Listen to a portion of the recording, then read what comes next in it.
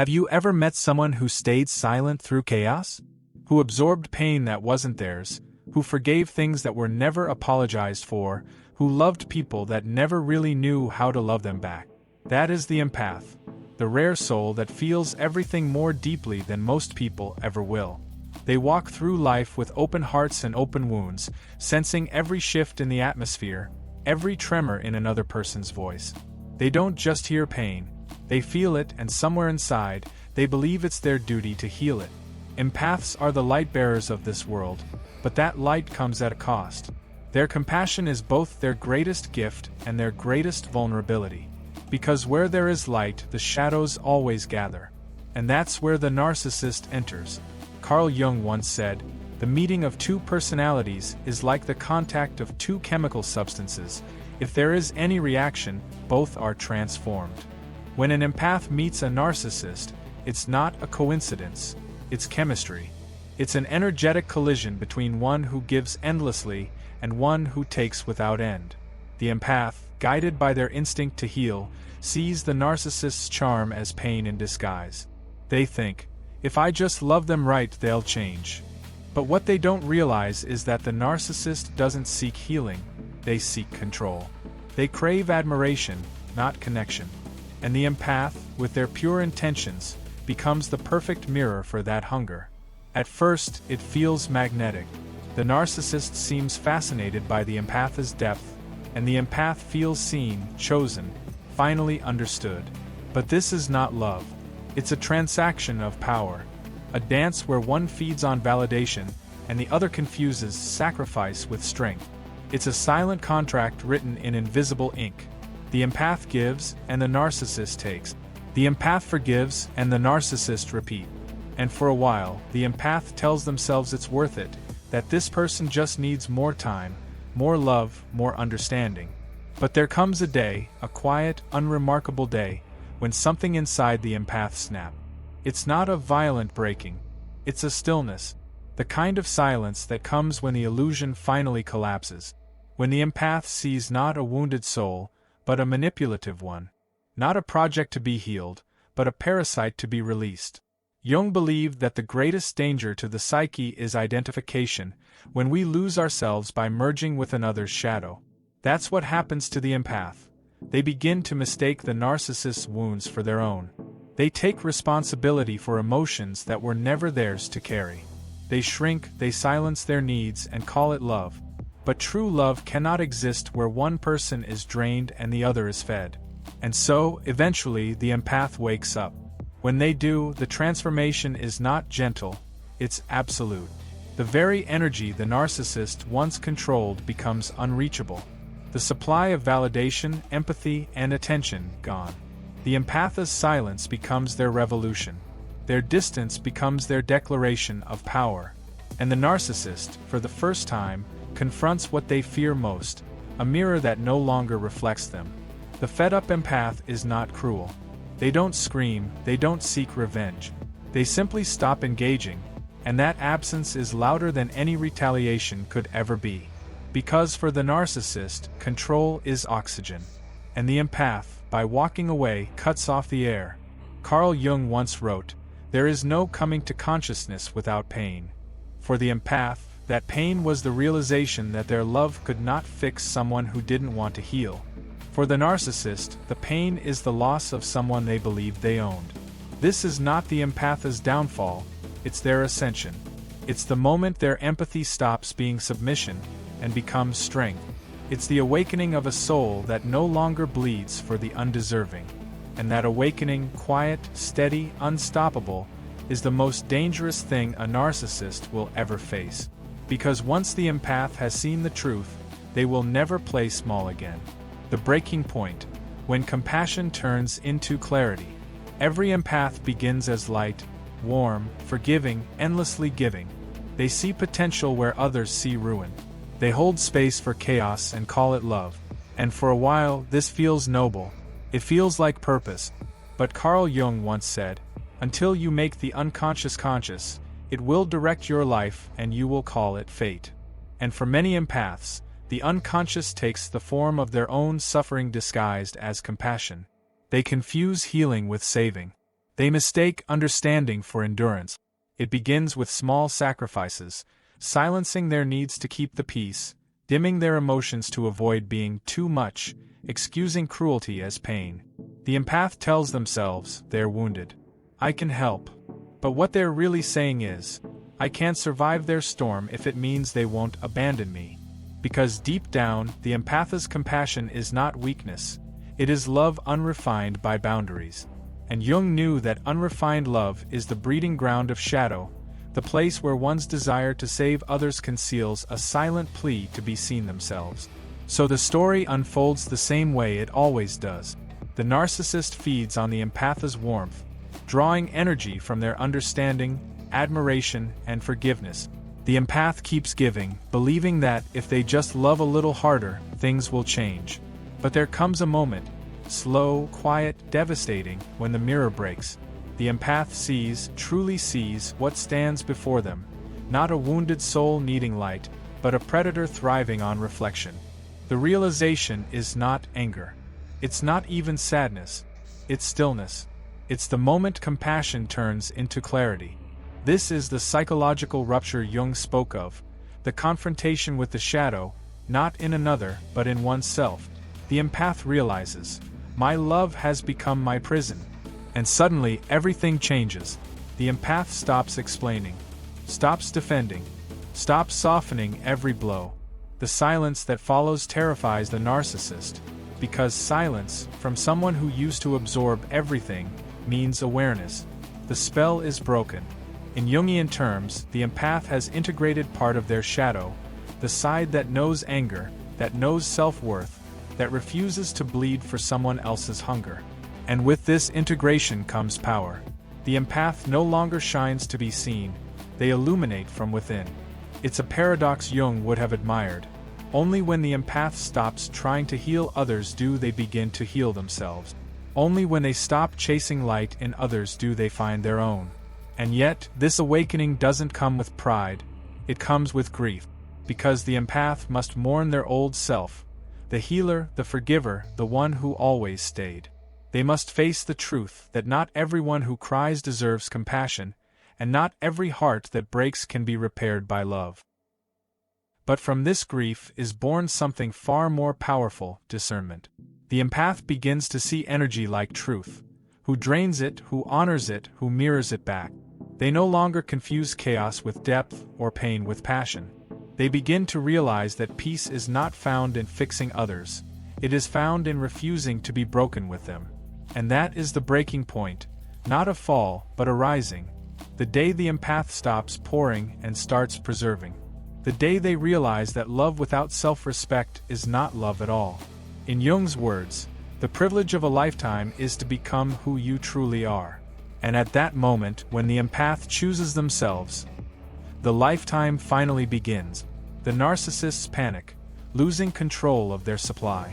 When the empath withdraws, not in anger, not in revenge, but in silence, something fractures in the narcissist's world. The supply line that once fed their fragile ego suddenly dries up. The constant validation, the emotional buffet of admiration, pity, and attention, gone. For the narcissist, this silence is not emptiness. It's annihilation. Carl Jung once said, "People will do anything, no matter how absurd, to avoid facing their own souls." And this is precisely what the narcissist now faces. The echo of their own hollowness. You see, the narcissist doesn't fear being disliked. They fear being unseen. Their entire persona, every charm, every manipulation, every false confession, is designed to keep their reflection alive in someone else's eyes. Without that reflection, they cease to exist in their own mind. That's why the empath's withdrawal feels like death to them. It's not about love lost, it's about losing their mirror. And so begins what Jung might have called the panic of the shadow. At first, they'll reach for the old tricks. Love bombing, tears, guilt, half-hearted apologies that sound like redemption. They'll promise change, promise peace, promise a future. But none of it comes from love, it comes from desperation. Because underneath the mask, the narcissist is drowning in the one thing they've spent their entire life avoiding: self-confrontation. Jung wrote that The most terrifying thing is to accept oneself completely. For the narcissist, this is unthinkable. Their entire identity is built on rejection, of shame, of vulnerability, of imperfection. When the empath walks away, the narcissist loses not just control, but protection. The empath's light used to keep their shadow at bay. Now, without it, they must face the darkness alone. That's when the dirty tricks begin. They may start a smear campaign, twist stories, cast doubt, poison your image to others. They may feign victimhood, crying out to anyone who will listen about your coldness, your change, your betrayal. Because if they can't control your love, they'll control your reputation. They'll divide mutual friends, weaponize memories, and rewrite history, because in their world, truth bends to the preservation of ego. But even this strategy begins to fail when the empath refuses to engage. You see, narcissists thrive on reaction. Positive or negative, it doesn't matter. What matters is energy, attention, the confirmation that they still matter to you. But the empath, once awakened, no longer plays. They learn that silence is not weakness, it's power. They learn that peace is not found in proving innocence, but in knowing it. And this indifference, this calm, measured, grounded indifference, is the narcissist's greatest fear. Because it reflects something back they cannot bear. Their own insignificance. Their whole illusion depended on being the center of someone's world. When the empath no longer orbits them, the narcissist feels reality collapse. It's as if the sun has stopped shining, because they never realize the warmth came from someone else's fire. Psychologically, this is when the narcissist begins to spiral. Some lash out with rage, cruel words, threats, or sudden attempts to sabotage your peace. Others retreat into self-pity, crafting a tragic story to lure back sympathy. But no matter the form, it all stems from one wound. They have lost control. And control, to the narcissist, is oxygen. Keeps the mask intact. It prevents the truth, that deep, gnawing sense of emptiness, from rising to the surface. Jung described this as possession by the shadow. When one refuses to acknowledge their darkness, it begins to rule them. That's what you're witnessing, not power but possession. Their attacks, their theatrics, their chaos, these are not signs of dominance. They are signs of collapse. Meanwhile, the empath watches in quiet clarity. No longer emotionally hooked, they begin to see the pattern for what it is. A tragic performance, not a personal failure. They understand that what once felt like love was dependency, that what once looked like devotion was control. And with that understanding comes freedom, a freedom so profound it terrifies the one who lost them. For the narcissist, this freedom is an existential threat. It proves that their power was never real, it was borrowed. And once the empath reclaims it, the illusion shatters. In that moment, the narcissist faces the one truth they can't manipulate, that they never owned the empath. They only fed on what the empath freely gave. And now, that source is gone. Carl Jung once said, "One does not become enlightened by imagining figures of light, but by making the darkness conscious." When the empath walks away, they have made the darkness conscious, both theirs and the narcissist's. They see what others don't. They name what others fear. And that act alone, the courage to see clearly, is what makes the narcissist panic. Because clarity is something they cannot control, and truth is something they cannot survive. The rise of the shadow empath. When the empath finally detaches, the world around them doesn't simply change, they do. Their silence is no longer surrender, it is sacred reconstruction. For the first time in years, maybe decades, their energy begins to return home. The hands that once reached to soothe others now tremble with a new realization. I don't have to save anyone to be worthy of peace. Carl Jung wrote, "No tree, it is said, can grow to heaven unless its roots reach down to hell." And this is what happens when the empath begins to rise. Not by escaping the darkness, but by descending into it, and coming back with understanding. For so long, they feared their own anger, their own boundaries, their own desire to say no. They believed kindness meant self-erasure, and patience meant enduring disrespect. But the shadow, the repressed, rejected, silenced side, was always there, waiting. It whispered, You are not only light. You are everything you've hidden to stay loved. At first, meeting this shadow feels wrong. The empath feels guilt for standing up for themselves. They feel shame for prioritizing rest, suspicion when they no longer feel empathy for cruelty. But slowly, they begin to understand. This isn't hardness. This is balance. The shadow empath is not cruel, they are conscious. They have learned that compassion without discernment is self-destruction. They have realized that forgiveness doesn't require reconciliation, and understanding doesn't mean tolerance.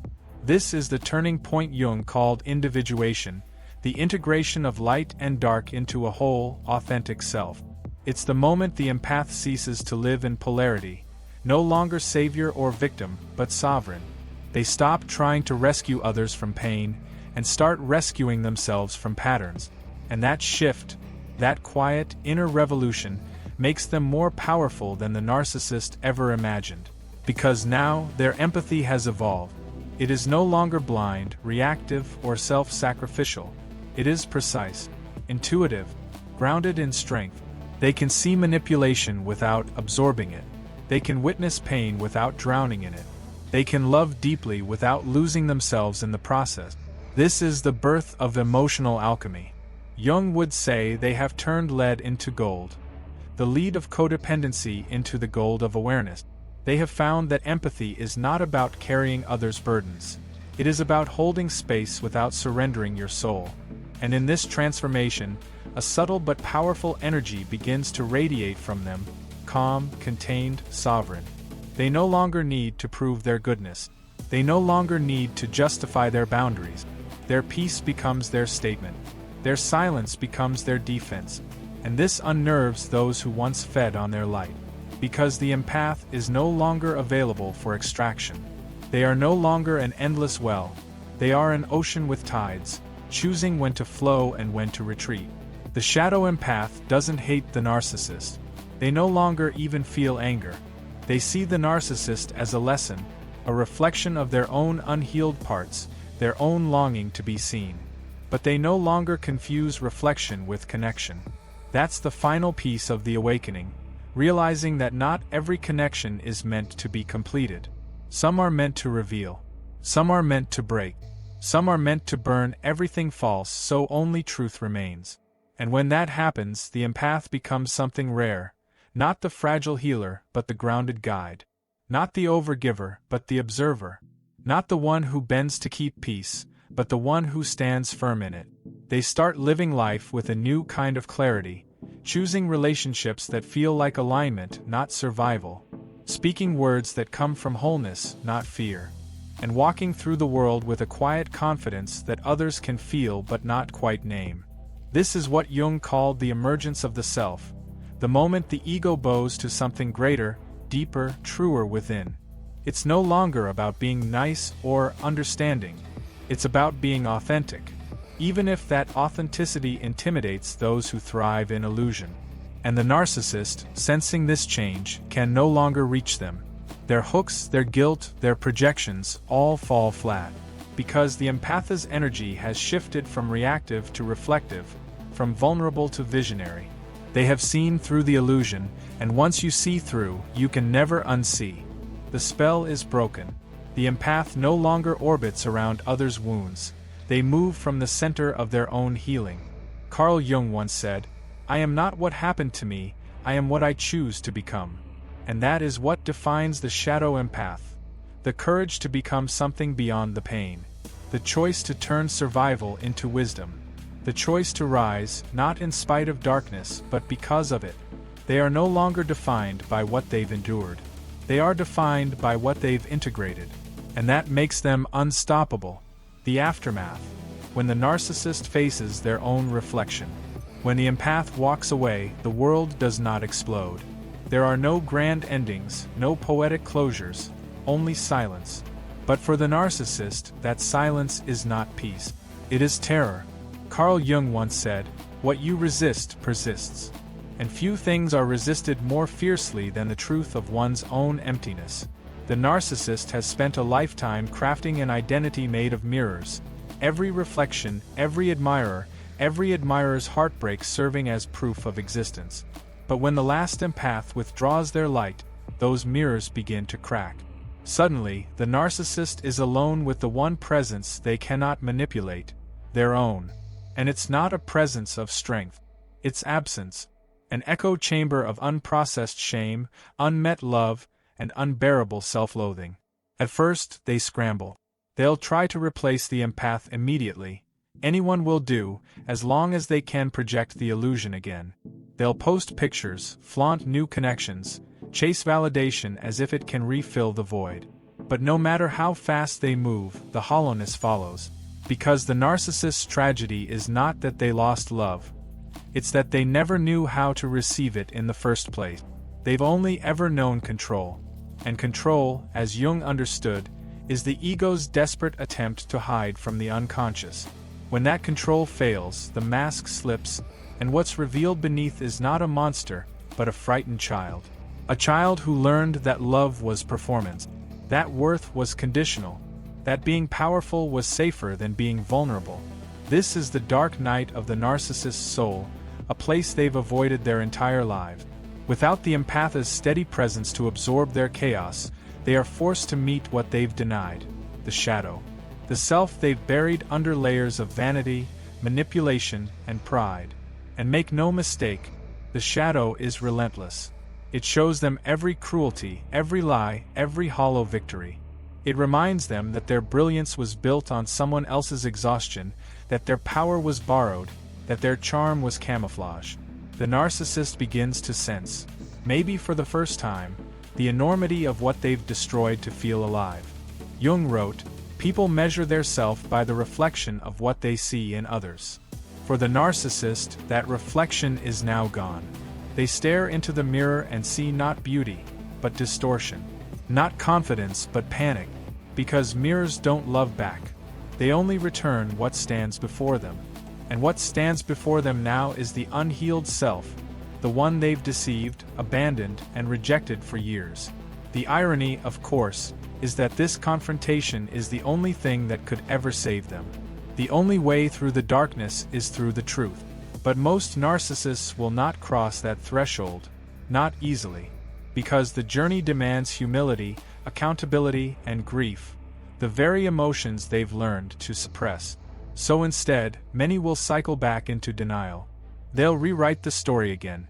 The empath was crazy, ungrateful, too emotional. It's easier to destroy the truth than to sit in its silence. But some, a rare few, will awaken. Because not every narcissist is lost forever. Some are simply broken versions of the empath they once were. And when the mirror finally shatters, the pain of that truth can awaken something deeply human. They begin to ask the questions they've avoided. Why do I fear being unseen? Why do I need control to feel loved? If they have the courage to face those answers, healing becomes possible. But make no mistake, it is a brutal process, one Jung described as holding the tension of the opposites. They must face the grand illusion of their false self and let it die. And while they face that reckoning, the empath, now whole, grounded, and free, watches from a distance. Not with vengeance, not with pity, but with understanding, because they finally see what Jung meant when he said, "Everything that irritates us about others can lead us to an understanding of ourselves." They understand that the narcissist's cruelty was never power, it was pain unprocessed. They see that every manipulation was a plea for control, every insult a projection of shame. And with that awareness comes release. The empath no longer needs closure, because closure is already within them. For the narcissist, however, the story remains open-ended. Some will keep running from mirror to mirror, collecting new reflections to delay the inevitable. Others will break, finally, painfully, and begin to rebuild something real. But no matter what happens, one truth remains. They will never forget the moment the empath walked away. Because it was the first time they met silence that didn't crumble. The first time someone saw through them, and still chose peace. And in that peace lies the greatest danger of all. The realization that they can no longer draw life from someone else's light. They must now find their own. Jung would call this the confrontation with the self, the death of illusion, and the possibility of rebirth. But only if they have the courage to stay in the silence long enough to hear what their soul has been whispering all along, that love was never control, and control was never love. The empath's final evolution. And so, when the empath finally reaches the other side of pain, they don't seek revenge, they seek peace. They realize that true power was never about controlling others, or proving their worth to someone who could never see it. It was about mastering themselves, their emotions, their reactions, their boundaries. Carl Jung once wrote that, "The privilege of a lifetime is to become who you truly are." And that's what the fed-up empath ultimately achieves. Through heartbreak, through betrayal, through silent endurance, they have peeled away every illusion until only authenticity remains. They have learned that love without self-respect is submission, that compassion without discernment is destruction, and that forgiveness doesn't mean return, it means release. The narcissist may still talk, still twist, still project, but their power is gone, because it only ever thrived in the empath's confusion. Now there is none. There is only calm. In that silence, the empath rises, grounded, graceful, and unshakable. They no longer absorb pain, they transform it. They no longer chase validation, they embody it. And that's when they become something the narcissist can never understand, free. If you've ever been that empath, drained, doubted, dismissed, remember this: the very depth they tried to destroy was the source of your rebirth. You were never too sensitive. You were simply too awake. And in a world asleep to its own darkness, that awareness is your greatest power.